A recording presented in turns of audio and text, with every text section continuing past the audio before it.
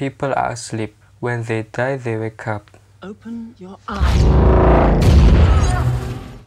According to the given aphorism, Ibn Arabi illustrates that our existence in this world resembles a dream during our sleep. It doesn't represent the real life. Upon awakening, the dream's existence vanishes and we are presented with what we perceive as real life. Yet, even this life we consider real is in truth an illusion, and the whole cosmos is nothing but a product of imagination.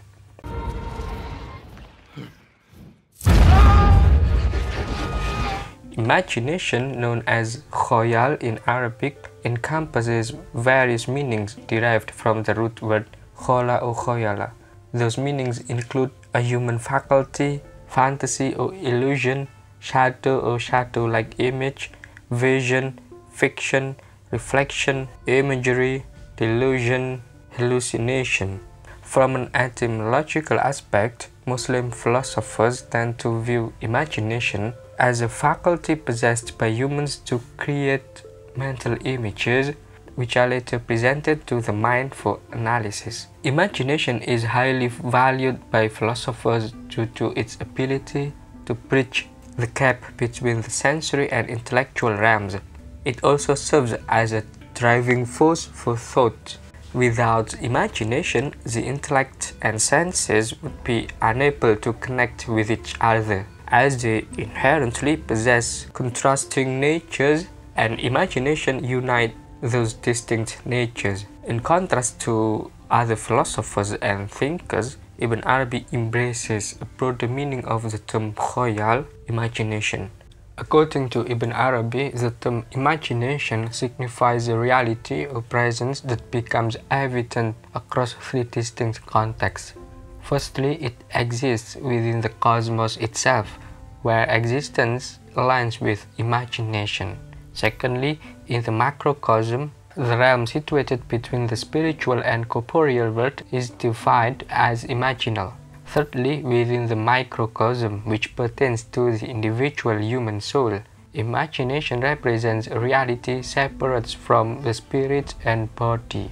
In the context of the human soul, the term imagination also includes the faculty of imagination, which is one among several faculties inherent to the soul itself. In Ibn Arabian sense, imagination encompasses several etymological meanings, including illusion or shadow. In the cosmic level, Ibn Arabi names this kind of imagination in its widest sense nondelimited imagination, al-khayal, al-mutlaq, and this is what we are going to discuss in this video. Image or imaginal, the intermediate world that is between the spiritual and corporeal world, and the faculty of imagination. These diverse meanings lie at the heart of Ibn Arabi's concept of imagination. Hi, I'm Angga Arifka. In this video, I'm going to discuss Ibn Arabi's view on imagination in the first sense.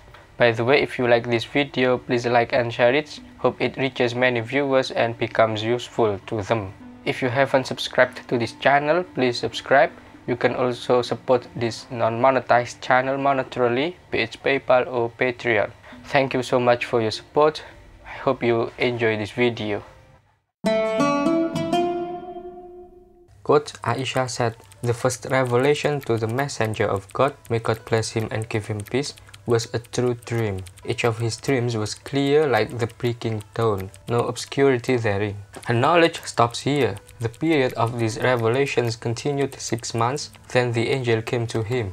She didn't know that the messenger of God said, people are asleep, and when they die, they wake up. Everything one sees while awake is like this, even if the states of sleep and wakefulness are different." She spoke of 6 months, however, his whole life in this world should be gauged in this manner, that is, a dream within a dream. All things of this kind belong to the world of imagination, and for this reason they are interpreted, meaning a thing that is essentially in a certain form appears in another form.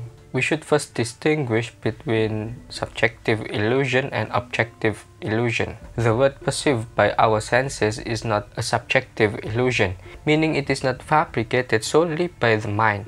Instead, it is an objective illusion as it possesses a tangible existence, but certainly is not entirely illusory in the conventional sense of the term. Nonetheless, the so-called reality in Ibn Arabi's mystical standpoint is comparable to a dream, yet it is not a mere illusion, since it does represent the tajalli of al-Haq. Hence, it is a dream rooted in metaphysical foundations. The world of being and becoming is imagination. Though we perceive the world as it is, it may not truly be so.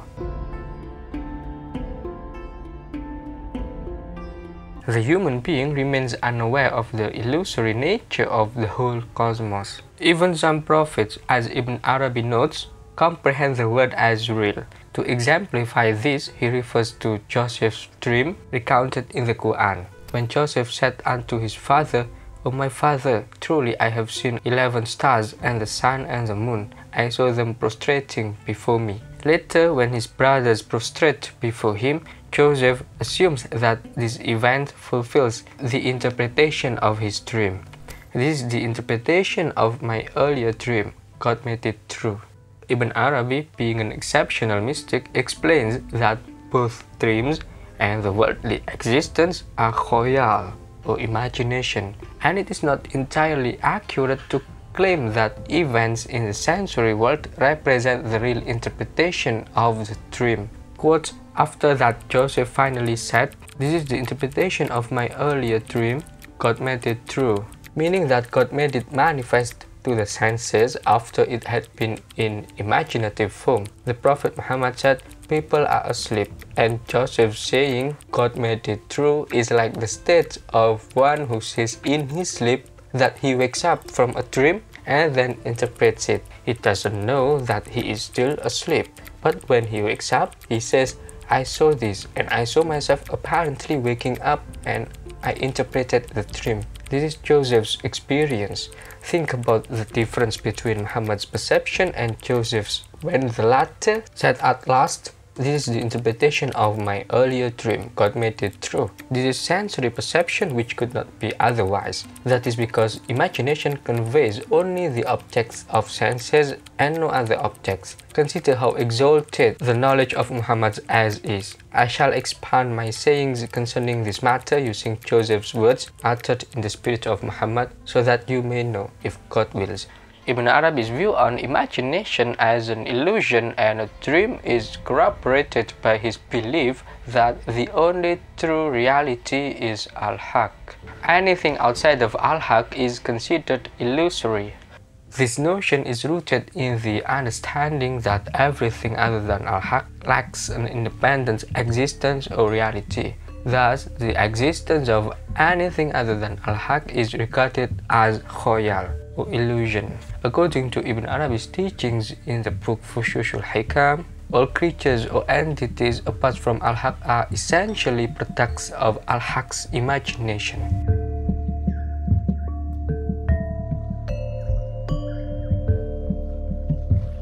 Quote, "The world is an illusion, it has no real existence," and this is what is meant by imagination. For you just imagine that the world is an autonomous reality quite different from and independent of the absolute reality, while in truth it is nothing of the sort. Know that you yourself are an imagination, and everything that you perceive and say to yourself, "This is not me," is also an imagination, so that the whole world of existence is imagination within imagination.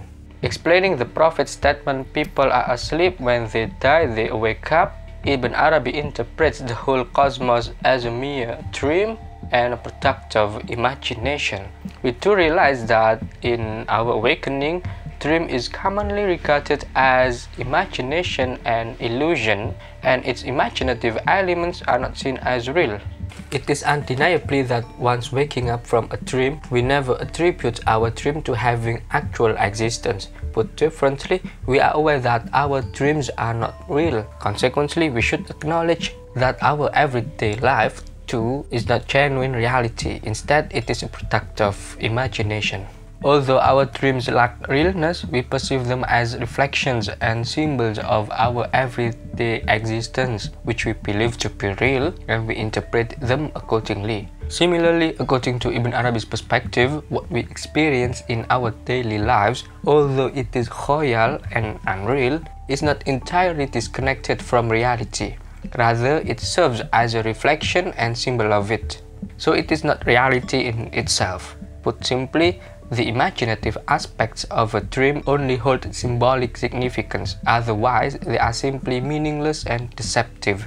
Thus, this dream, encompassing the entire cosmos and our perception of ourselves, which we consider real despite its actual unreality, is not entirely devoid of reality. Instead, it is intimately connected to reality.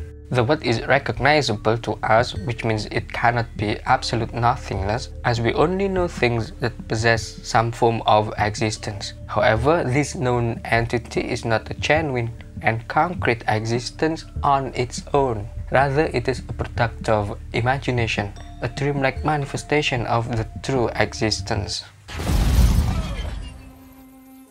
Worlds without end. Some benevolent and life-giving. Quote, the reality of imagination is continual change in every state and manifestation in every form. There is no true existence that doesn't accept change except God, and that is nothing in verified being except God.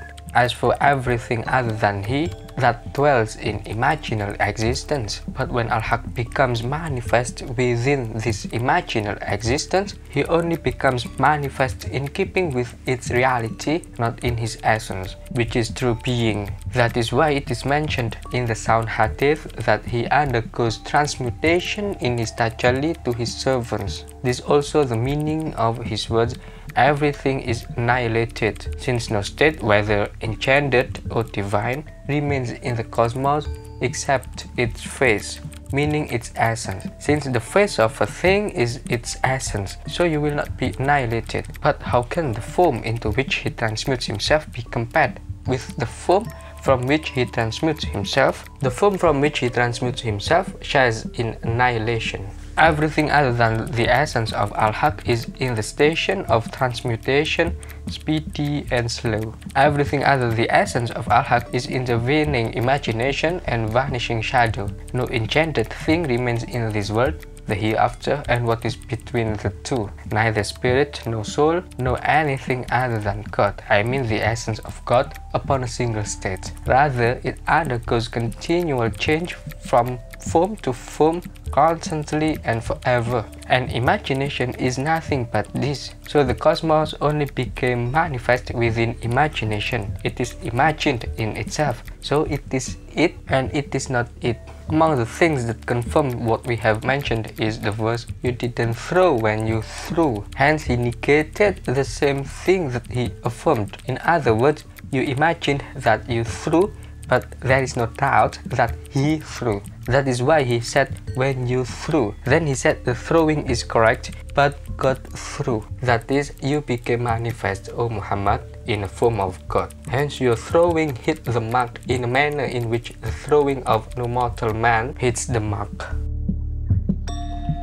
Ibn Arabi refers to the entire existence of the whole cosmos as non-delimited imagination. By non-delimited imagination, he means that all manifestations of al-Haq are essentially products of imagination. This implies that the state of wujud for all manifestations is within the realm of imaginal existence, existing ambiguously between absolute reality and absolute nothingness. And on one hand, these manifestations exist because their existence depends on al-Haq, but on the other hand, they become illusory when their existence is attributed to themselves. Just like the state of existence of an object imagined by a person, it only exists in the mind during the act of imagining. But when the imagination ceases, the imagined object no longer exists because its existence depends on the imagining subject. In essence, the imagined object is merely a projection of the imagining subject. The object and subject of imagination are inherently intertwined, though they can be distinguished based on different perspectives. Based on this understanding, Ibn Arabi places the cosmos in an ambiguous position, in an imaginal status where the manifestation is both al-haq and not al-haq, he and not he, huwa la huwa.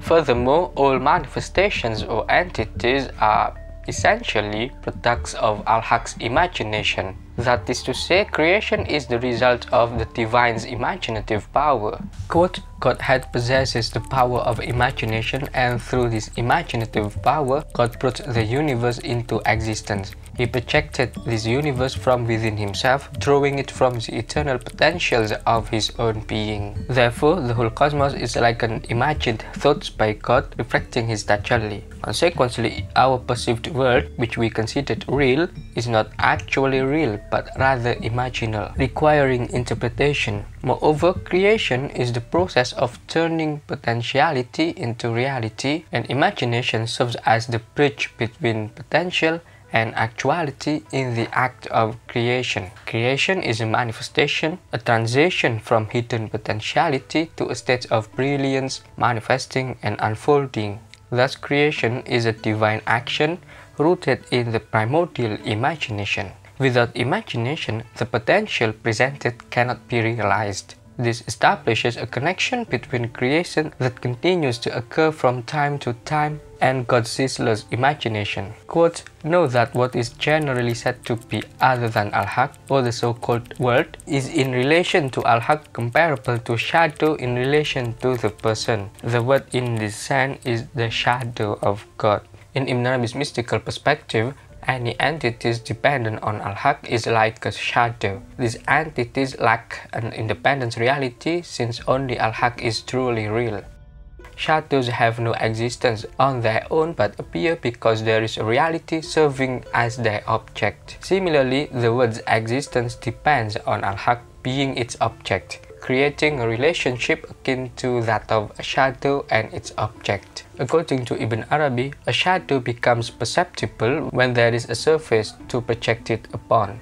This surface includes the realm of possible things in this empirical reality and the permanent entities in the intelligible reality. It suggests that before a shadow manifests in a specific place, it inherently exists in potentiality within its object's essence. Much like a tree within a seed, quote, the thing on which this divine shadow, called the cosmos, appears is the permanent entities of the possible things. The shadow is spread out over them, and the shadow becomes perceivable in accordance with the amount actually spread of the being of the one who projects it upon them. The perception of it, however, can take place only in virtue of the name light. Accordingly, shadows become visible due to light, a quality associated with al-haq, as light is one of his names. Ontologically, without the divine light, all cosmic entities and the whole cosmos would remain in a state of non-existence. Quote, to say that the word is the shadow of al-haq is the same as attributing existence, it as concrete, sensible existence, to the world. For shadow surely exists sensibly, except that it does so only when there is something in which it makes its appearance. If there is nothing in which to appear, the shadow would remain merely intelligible without existing in a sensible form. In such a case, the shadow rather remains in potentia in the person to whom it is attributed. Shadows can only exist relative to something and lack absolute existence. Therefore, to perceive a shadow as a shadow, it must be related to the something that serves as its object. Similarly, the word can only be seen as the word due to the object reflecting it. Since shadows lack independent existence, their presence is an illusion. Thus, Ibn Arabi's explanation portrays everything apart from al-haq or the word as shadows. Light represents al-haq himself, and the radiance of light signifies his manifestation.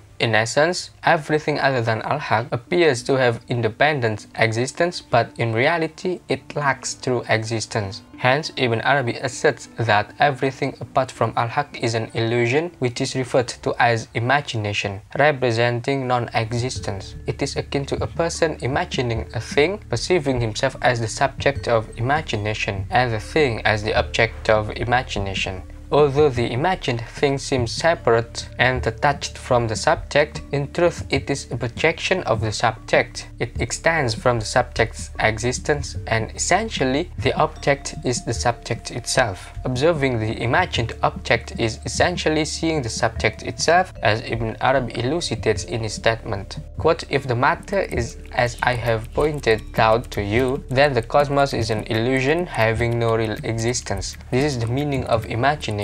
You imagine that the cosmos is something separate, existing by virtue of itself and unconnected to al-haq, but actually this is not so. Do you not see the shadow by your sense of sight as connected to the object from which it extends? It is inconceivable that the shadow should be separated from this connection, because it is inconceivable that a thing should be separated from its essence. Likewise, the entire existence of this world is continuously in an illusory state. Al-Haq's awareness of himself, of his names, and of all potential existence might have contributed to this illusion." Ibn Arabi exemplifies how the word or the tajalliyat of al-haq can be perceived as illusion. Drawing a parallel to the relationship between a shadow and its object, he contends that a shadow cannot exist independently without an object as its base. The shadow and its object are one reality, albeit appearing in two forms. Perceiving the shadow as an independent existence separated from its object is an illusion. Likewise, seeing a duality between the shadow and its object is also illusory, as they essentially represent one single reality. In essence, the projection or manifestation is identical to al-haq, but its appearance makes it entirely imaginative. Who are you in this vast multiverse? Quote, "Know your own essence. Know who you are in your concrete existence and what your he-ness is. Know how you are related with al-haq. Know in what respects you are al-haq and in what respects you are the world, other and something different from al-haq." Now we can comprehend that humans are essentially mere shadows. Besides, all we witness in this cosmos are shadows and illusions. Therefore, all existence resides within the realm of imagination. That is to say, the only true wujud is indubitably al-haq. Quote, "So there is nothing in creation except his oneness signifying himself, and there is nothing in imagination except his multiplicity signifying himself." Thank you so much for watching. See you next time.